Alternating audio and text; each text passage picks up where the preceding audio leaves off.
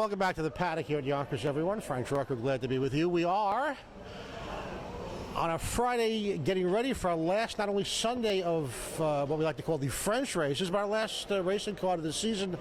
After 230 or so cars, we are taking a break after Sunday, and who better to spend some time with than one of our leading drivers, Mr. Mark MacDonald. Before we go anywhere, sir, happy holidays to you and yours. Happy holidays. Thanks, Frank. Glad to be here. Appreciate it. Glad for personal standpoint. I would think night after night, in addition to seeing people like me, it's got to be a grind. We, as obviously you know, and I would think our French friends would know. We go as many programs as pretty much any track in North America. So it comes a point when you're ready for some time off.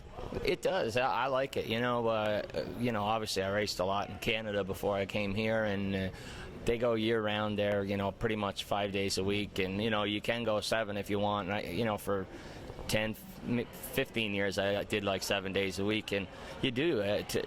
Towards December, the traveling and just the grind, it wears you out. You just get tired. It's nice to have a little break. It really is. The people need it. The horses need it. The track needs it. It's just nice to have a little time off. Yeah, before we talk specifically about Sunday, we talk about the length of the season. Obviously, you sit behind horses who are not quite the same in December as they may be in September and October.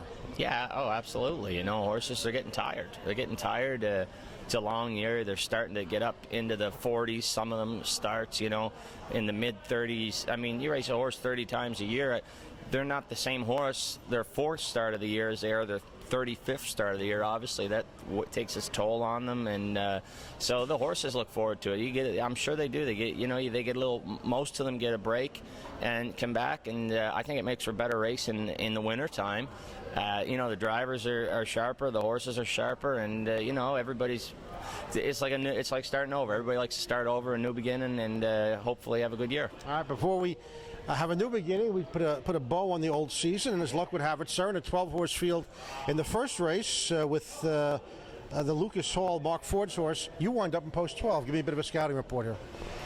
He's a nice little horse. He, from the 12 hole, I think this is like 3 weeks in a row he's been trailing this little horse. So for a horse that likes to use his gate speed to get away close, obviously 12 is not an ideal spot to start from, but I'm at the mercy of the guy I'm following. So hopefully I can get him away as good as I can and get him in the outer flow. And he is competitive in this race, but like I say, I'm going to have to get a little lucky to get him somewhere close. I don't want to invoke the phrase teaching an old dog new tricks, but I'm going to do it here.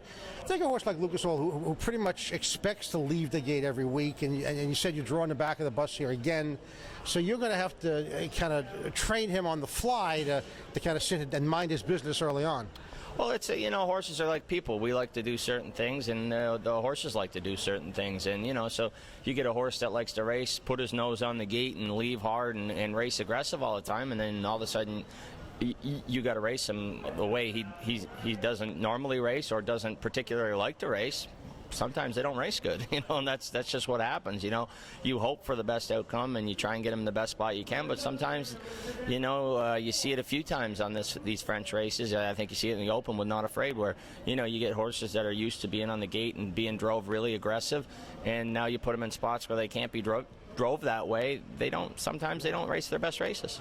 Speaking Not Afraid, it's not an Open, but it's a preferred in race number 2, and Not Afraid with post 9 and post 10 and Sumatra post 9.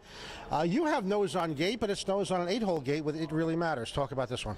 This horse has been, Mark bought him a few weeks ago off Larry Remen, and he's been great. He won, I believe it was like a preferred class up in Saratoga, which, isn't maybe as tough as these horses, but with the handicap of maybe the two to beat in this race, having the 9 and 10 where they're trailing, maybe get a little luck from the 8-hole and try and position them early, and hopefully the back tier gets stung a little bit, and I can get a little luck and maybe get a big piece of that. All right, let's move along. I don't want to spend time talking about all of them, but let's talk about one specifically that you and I talked about off camera with who's got a ton of ability, 10-year-old gelding, but you said may have one good leg left, but he just keeps trying every week. Yeah, that's from post 5, Tax Delight. Yeah, he's just. I drove this horse actually in Canada when he was a free-for-all trotter. Like, this is he doesn't have a good lag left. All right. So I gave him the benefit of the doubt.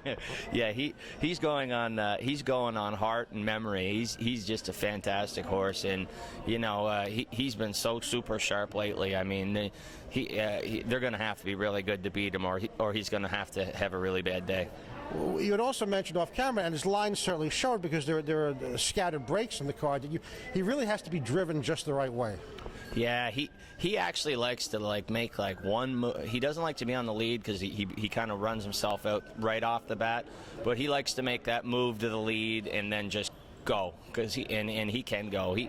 He'll probably go faster than the open if it go, or the preferred if his trip works out.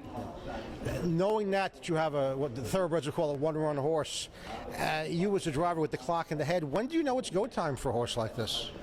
Well, with him, I just tried not to get him in a spot where I don't have to go to the front immediately, where I can take my time, and then I just pull the trigger whenever I have to. I can wait as long as I absolutely possibly can, and when I have to go because I think he's the best horse in there.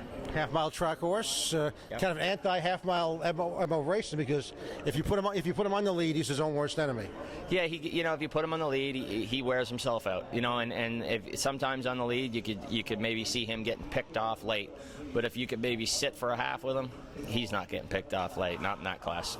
Tax the light again coming up in race number 4. Race number 6, Western Credit drive here for Virgil Morgan. This was a renter horse for the longest time. Now it's gone the last couple of starts without being outclaimed. You look at this race, he may not be the best on paper. The best on paper, though, got the worst of the draw. That's Scottish Cross. So obviously that kind of levels the playing field a bit. Yeah, I got a good spot there, I think. Scottish Cross obviously is a speed horse.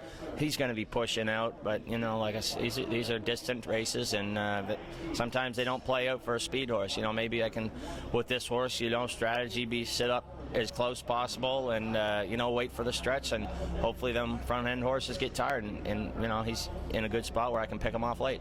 That's Western Credit, race number 6. Mark MacDonald, thank you much. Best of holiday season to you and yours, and we shall see you in the winner's circle more often than not in 2016. Thanks, Frank. Thank you. All right, everyone. Thanks very much. We appreciate our French fans throughout the season, and we'll see you as well in 2016.